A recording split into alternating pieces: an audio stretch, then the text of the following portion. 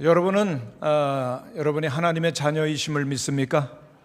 네, 그렇다면 우리는 반드시 하나님을 닮아야 합니다. 때로 어린이들을 보면은 어쩌면 그렇게 부모를 꼭 닮았는지요. 얼굴만 닮은 것이 아니라 걸어가는 것도 닮았고, 그리고 또한 말하는 것도 행동하는 것도 성품까지도 닮는 것을 보면은 정말 그 신비한 그런 마음을 느끼게 됩니다. 우리가 정말 하나님을 사랑하며 하나님의 자녀라면은 하나님의 자녀답게 살아야 될 것입니다. 하나님을 사랑한다면 우리는 하나님의 교제를 기뻐하면서 더욱더 하나님께 가까이 나가기를 힘써야 될 것입니다. 어떻게 하나님께 가까이 나갑니까? 항상 우리들이 하나님을 예배하며 기도하기를 힘쓰며 또한 말씀을 가까이 하는 노력이 있어야 됩니다.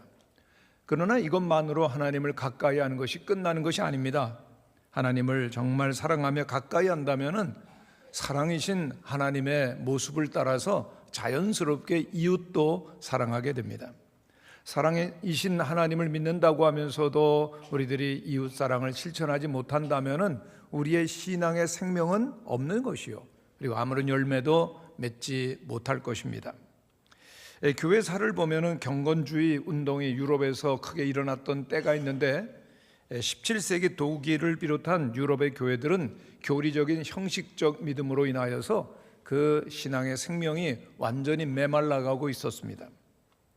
이때 필립 스패너라고 하는 목사님이 경건한 소원이라고 한 책 한 권을 쓰게 되는데 그 책으로 인하여서 유럽의 모든 교회들이 깨어 일어나기 시작합니다. 이 책에서 목사님은 우리들이 믿음의 생활하면서 회개와 중생이 꼭 필요한 것을 강조했고, 그리고 성경 읽기, 체험적인 신앙, 그리고 신앙의 소그룹 운동이 중요한 것을 강조합니다. 그리고 신앙이 약한 사람들을 신방하고 병자들을 돕고 폭넓은 이웃사랑을 해야 될 것을 강조할 때에 기독교가 셈을 얻고 그리고 계속해서 부흥하고 일어나게 되어집니다. 특별히 아우구스트 프랑케 교수님은 할레 대학교를 설립했는데 그 대학을 중심으로 우리들에게 고아의 아버지로 잘 알려진 조지 뮬러 목사님이 변화를 받지요.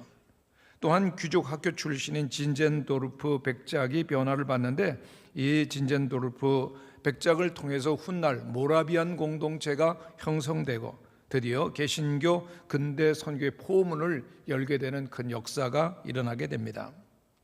할레 대학교를 통해서 많은 구제 활동을 펼쳤고 신앙의 인물들을 길러냈던 프랑케 목사님은 이렇게 고백을 합니다. 우리 기독교인들은 마땅히 선행에 있어서 앞서야 하고 부족함이 없어야 합니다. 그래서 세상 사람들이 기꺼이 보고 이렇게 말할 수 있어야 합니다. 예수 그리스도에게 속한 사람들보다 더 유익한 사람들을 찾아볼 수가 없다라고 말입니다. 우리 예수 그리스도를 믿는 그리스도인이야말로 세상 가운데 가장 유익한 사람들, 꼭 있어야 될 바람직할 사람들이라고 인정을 받아야 함이 마땅하다라고 하는 것입니다. 그렇습니다. 우리 그리스도인이라면 예수님을 마음속에 품고 예수님처럼 살고 하나님께 영광을 돌리고 사람들에게는 은혜를 끼치는 삶을 살아야 할 것입니다. 오늘 우리는 다시 한번 우리의 신앙생활을 돌아보며 우리의 자신은 하나님의 백성답게 하나님을 닮아가며 사는지를 점검해야 합니다. 오늘 본문에 나오는 아모스 선지자가 활동하던 시대는 여로보암 2세가 나라를 다스리고 있었던 때입니다. 여로보암이라고 하는 그 이름의 뜻이 백성이 번성하기를 원한다라고 하는 뜻인데, 정말 그 이름의 뜻대로 여로보암 2세가 살던 다 통치하던 시대는 나라가 크게 번성하고 부요한 시대가 되었습니다. 또한 그 다윗과 솔로몬 시대보다도 더 넓은 영토를 여로보암 2세 시대는 그렇게 확장하고 있었던 것입니다.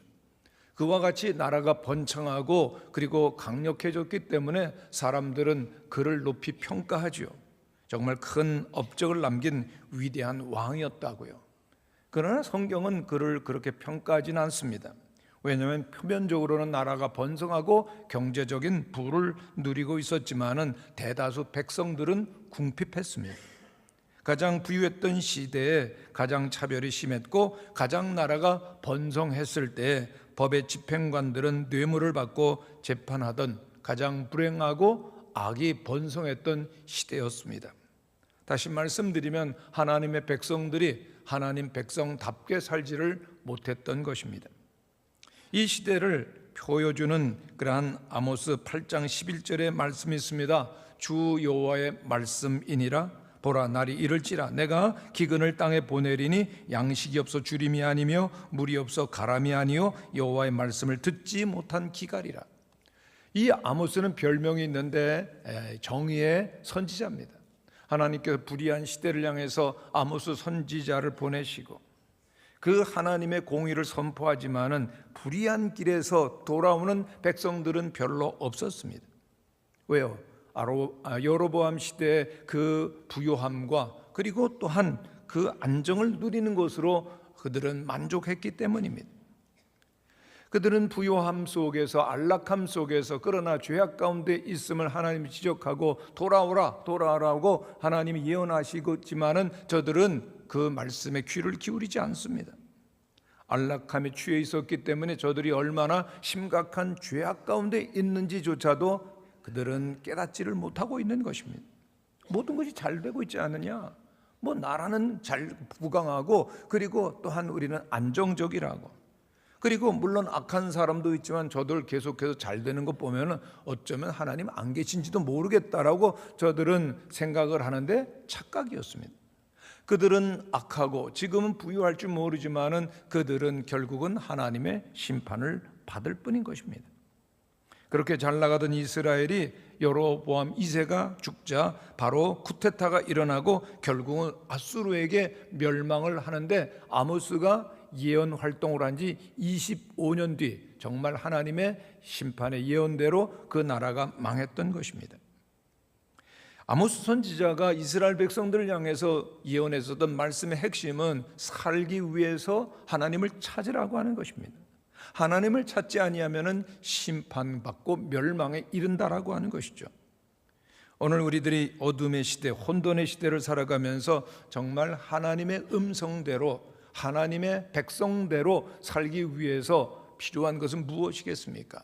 첫 번째, 우리들이 하나님의 백성답게 살려고 하면은 우상을 버리고 하나님을 찾아야 합니다. 오늘 5절 말씀을 우리 한번 같이 읽어보겠습니다. 시작. 베델을 찾지 말며 길갈로 들어가지 말며 부엘세바로도 나아가지 말라. 길갈은 반드시 사로잡히겠고 베델은 비참하게 될 것임이라 하셨나니. 여기 베델, 길갈, 부엘세바는 전부 다 신앙적인 깊은 의미가 사건이 있는 장소입니다. 그래서 그곳에는 성소가 있었고 하나님께 예배드리는 장소죠. 제단이 있는 곳입니다. 그런데 왜 그곳으로 가지 말라고 하실까요? 이스라엘 백성들이 그곳을 하나님을 예배하는 장소가 아닌 우상을 섬기는 장소로 만들어 버렸기 때문입니다. 길갈, 부엘세바 그리고 베델 마찬가지 다 우상 숭배로 가득했었던 그런 곳이기 때문에 하나님께서는 가지 말라고 그렇게 말씀하십니다. 그곳은 바로 멸망의 장소라고 하나님은 책망하십니다. 하나님의 백성이라면 마땅히 하나님의 백성답게 하나님을 제대로 섬겨야 할 것입니다. 그러나 그 부강한 시대, 모든 것이 풍족한 시대 가운데 사람들은 자연히 돈에 대한, 물질에 대한 욕심에 빠져듭니다. 물질에 대한 소유욕이 당시 이스라엘 백성들을 지배하고 있었던 최대의 우상의 신이었던 것입니다. 여러분, 언제나 모든 시대에 걸쳐서 탐심은 우상으로 우리 사람들을 이끌어갑니다. 구약시대나 신약시대나 오늘 시대나 크게 사람 사는 곳에 다르지 않은 것을 보게 되지요.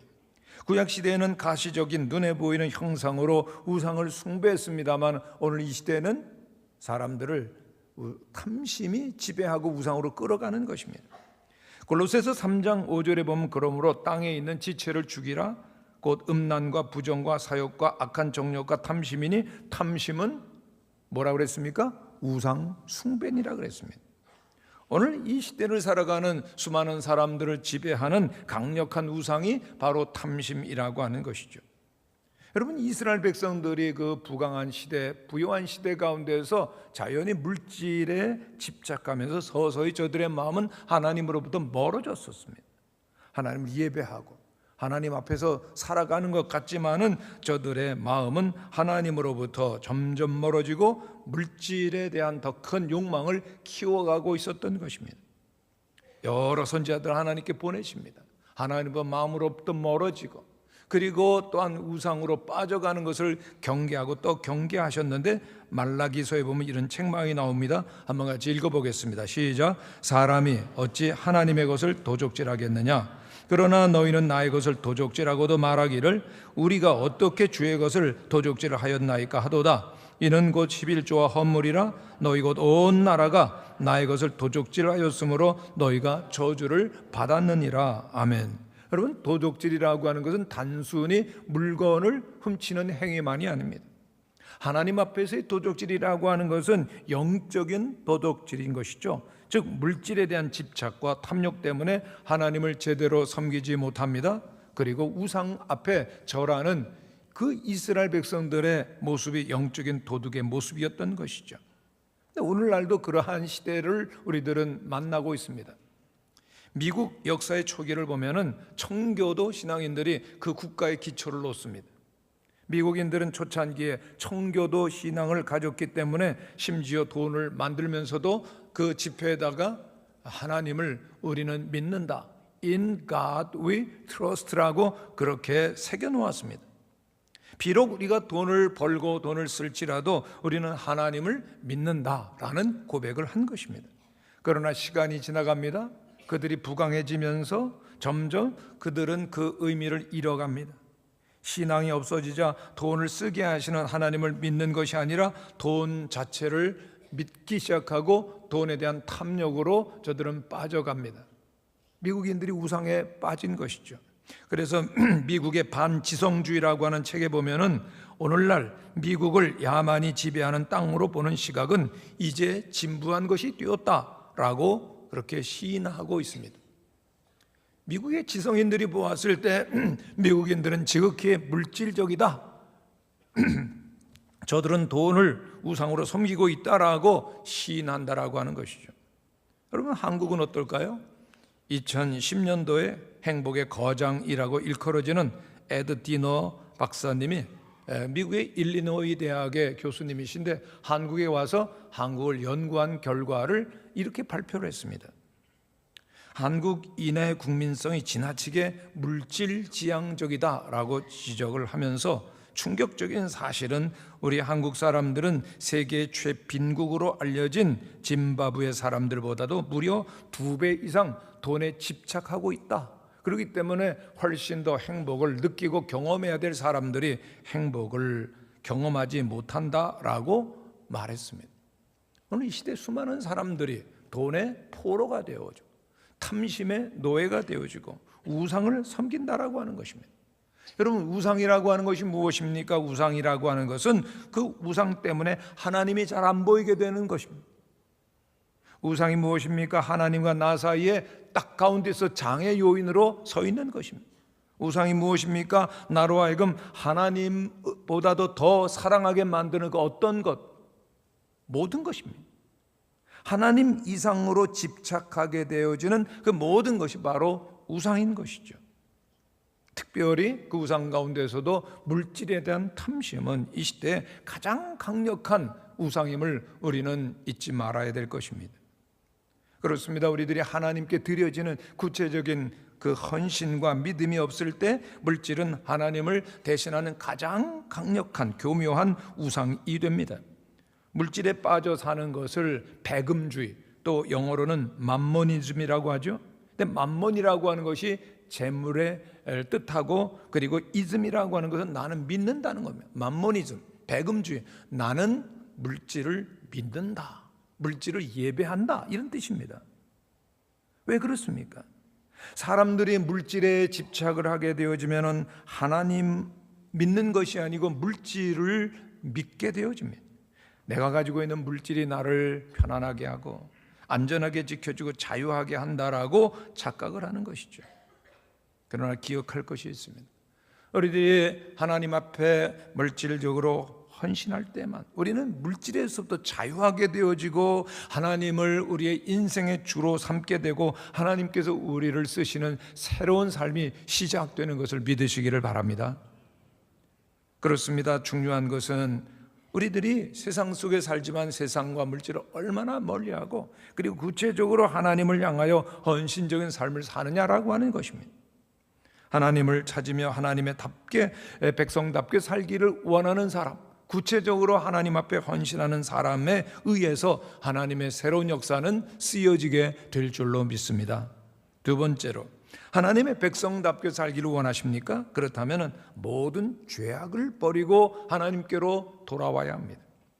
7절 8절 말씀을 우리들이 한번 같이 읽겠습니다. 시작. 정의를 쓴 쑥으로 바꾸며 공의를 땅에 던지는 자들아, 묘성과 삼성을 만드시고 사망의 그늘을 어두운 밤으로 바꾸시며 바닷물을 불러 쏟으시는 이를 찾으라. 그의 이름은 여호와시니라. 계속해서 이 아모스 5장에 보면 하나님께 지적을 하시는데 우리들이 14절 이하의 말씀도 함께 읽겠습니다. 시작. 너희는 살려고 선을 구하고 악을 구하지 말지어다. 만군의 하나님 여호와께서 너희의 말과 같이 너희와 함께 하시리라. 너희는 악을 미워하고 선을 사랑하며 성문에서 정의를 세울지어다. 만군의 하나님 여호와께서 혹시 요셉의 남은 자를 불쌍히 여기시리라. 살기를 원하느냐? 그렇다면 선을 구하고 악을 구하지 말라고 하나님은 말씀하십니다. 악을 떠나서 하나님께로 돌아올 때만이 하나님께서 긍휼히 여기시며 살게 하신다라고 하는 것입니다. 하나님께서 이 아모스 선지자를 통해서 이스라엘 백성들의 위선적인 모습을 계속해서 경고하십니다. 저들은 입술로는 하나님 믿는다. 그들은 하나님 앞에 제사 드리는 것 같지만 한편으로 저들은 또한 우상 숭배를 합니다. 말로는 하나님을 안다고 말합니다. 말로는 하나님 믿는다고 말합니다. 그러나 실제 삶의 모습은 변함이 없이 여전히 세속적이고 그리고 또한 세상적인 모습을 하나님께서는 안타까워하시는 거죠. 11절 이하에도 그 당시 모습의 이스라엘 백성들이 나옵니다. 한번 같이 읽겠습니다. 너희가 힘없는 자를 밟고 그에게서 미래부당한 세를 거두었은즉 너희가 비록 다듬은 돌로 집을 건축하였으나 거기 거주하지 못할 것이요 아름다운 포도원을 심었으나 그 포도주를 마시지 못하리라. 너희의 허물이 많고 죄악이 무거움을 내가 아노라. 너희는 의인을 학대하며 뇌물을 받고 성문에서 가난한 자를 억울하게 하는 자로다. 그러므로 이런 때 지혜자가 잠잠하나니 이는 악한 때임이니라. 하나님은 이스라엘 백성들의 모든 삶을 그리고 그들의 중심을 보십니다.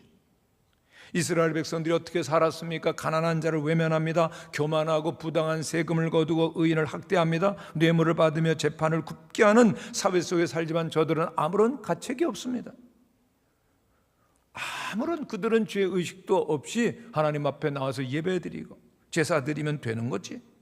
그러나 하나님의 마음은 그렇지 않았습니다. 하나님은 저들의 중심을 바라보면서 저들이 입술로는 하나님을 말하고 예배하는 것 같지만 마음으로 하나님을 섬기는지를 살피시는 것입니다.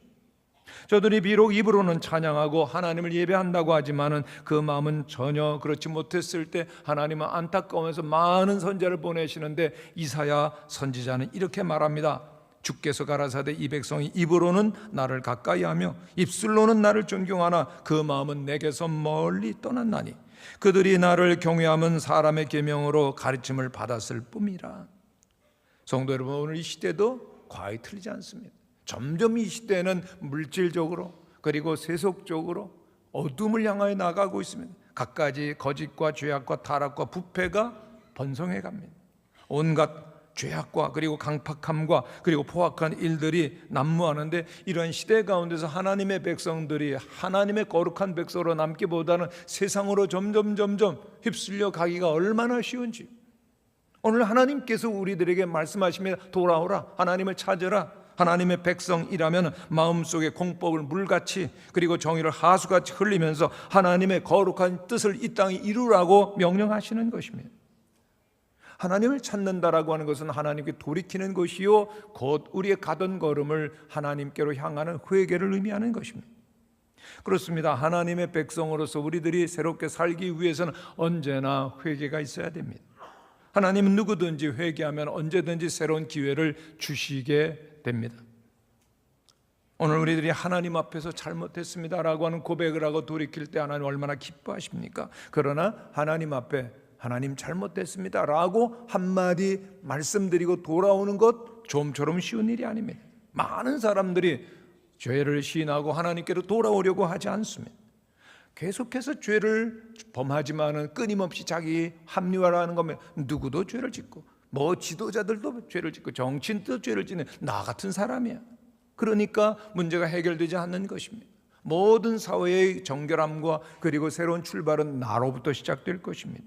우리가 만일 회개하지 않는다면 삶은 더욱더 깊은 수렁으로 빠지고 그리고 어둠 속으로 또한 파멸로 나가는데 막을 수가 없는 것입니다. 미국 텍사스 주지사인 네프가 한 번은 주립 교도소를 방문했습니다. 교도소 시설을 돌아보고 수감자들의 강연을 했습니다. 마친 뒤에 여러분 가운데 정말 나와 함께 얘기를 하고 싶거나 탄원하고 싶은 분이 있다면 제가 시간을 내겠습니다 했습니다.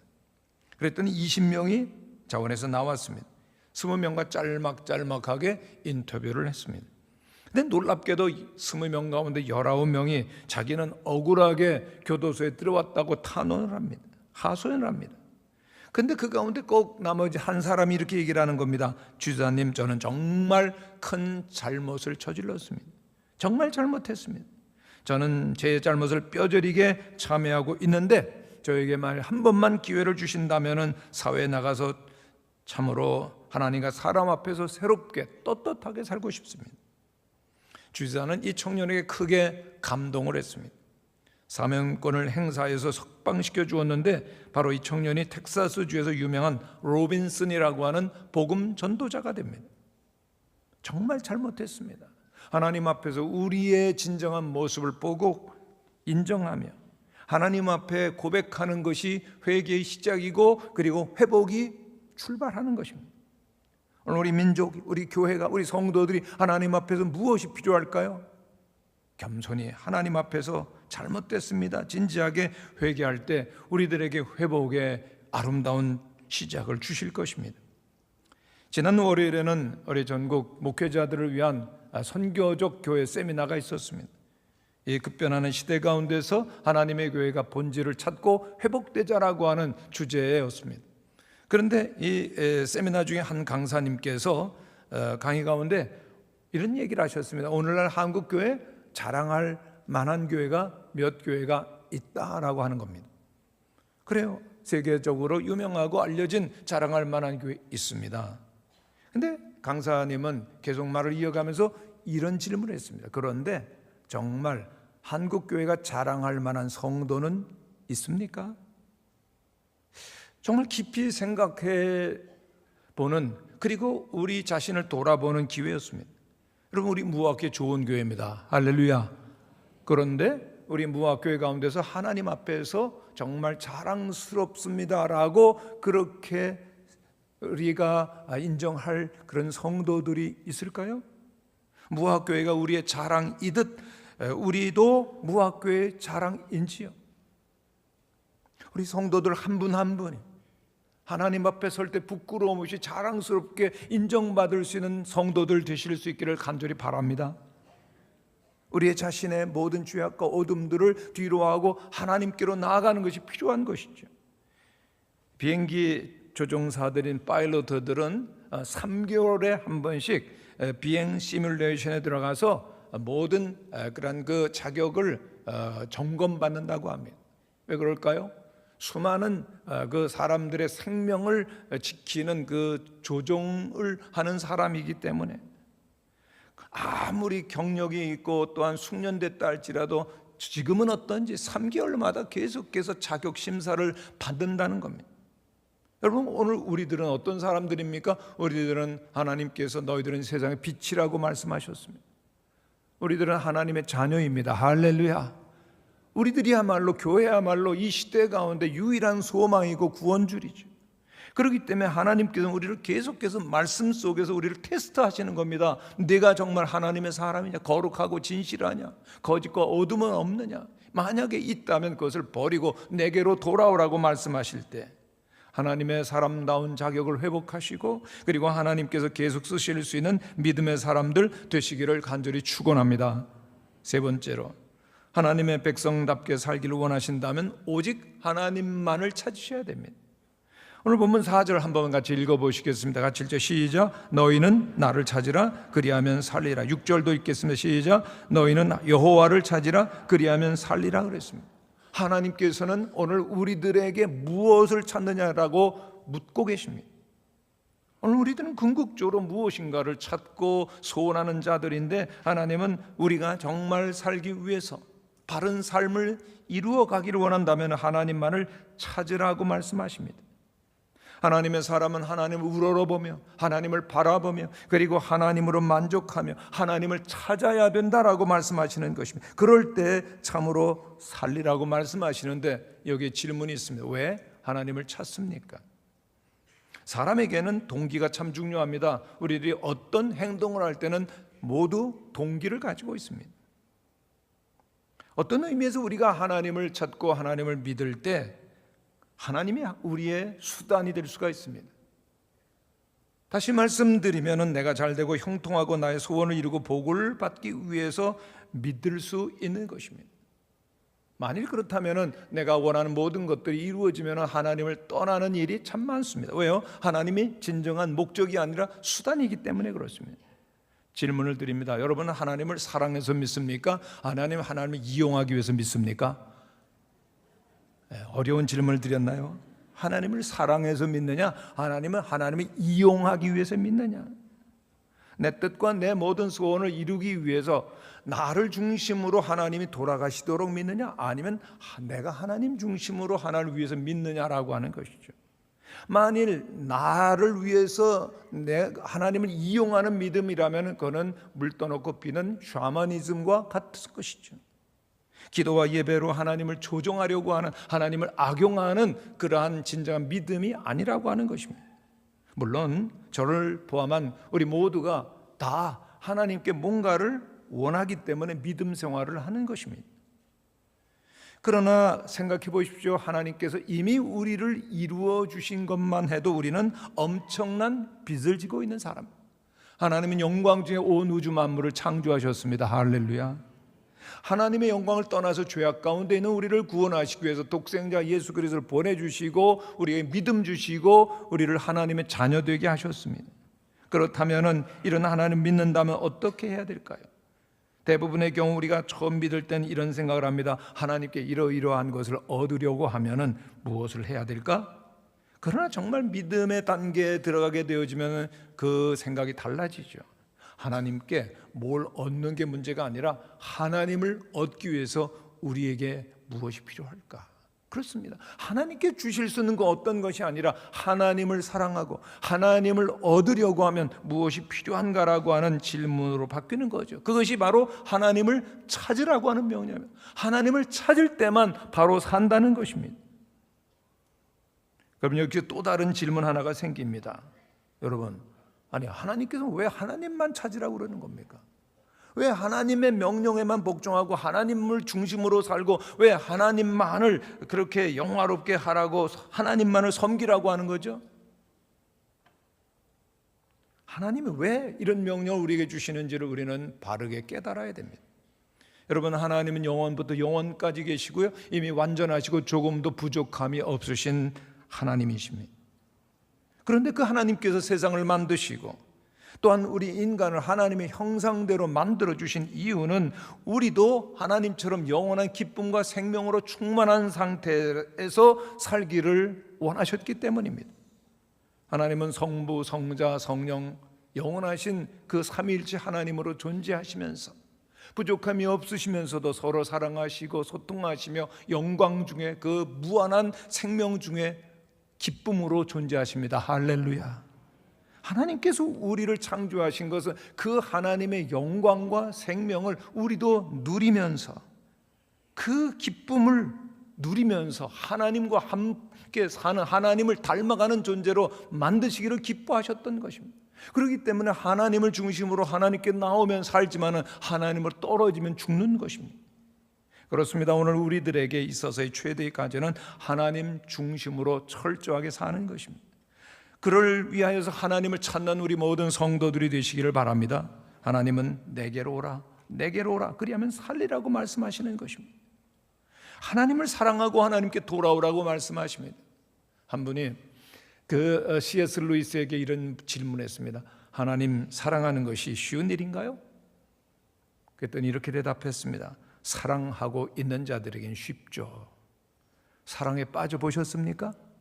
사랑하면요, 정신을 잃어버려요. 다 주고 싶고 만나고 싶고 보고 싶고 함께 있고, 정말 하나님을 사랑하게 되면 하나님과 늘 함께하는 것이 너무나도 쉽게 될 것입니다.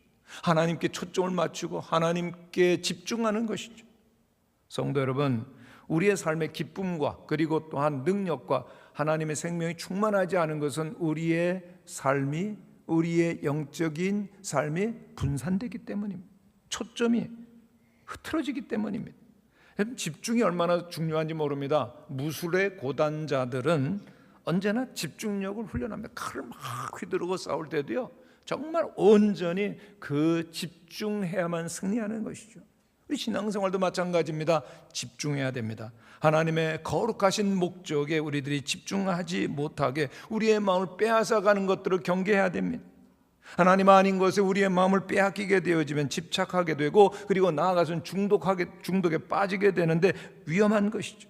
집착이든 중독이든 우리에게서 엄청난 영광과 에너지와 생명을 빼앗아가는 것입니다. 정말 집중할 것을 놓치는 것입니다. 오직 우리들이 하나님의 사람들이라면 하나님을 집중하고 하나님을 찾는 일이 계속되어야 될 줄로 믿습니다. 현대 복음주의 형성의 선구자로 불리는 신학자 제임스 패커 목사님이 계십니다.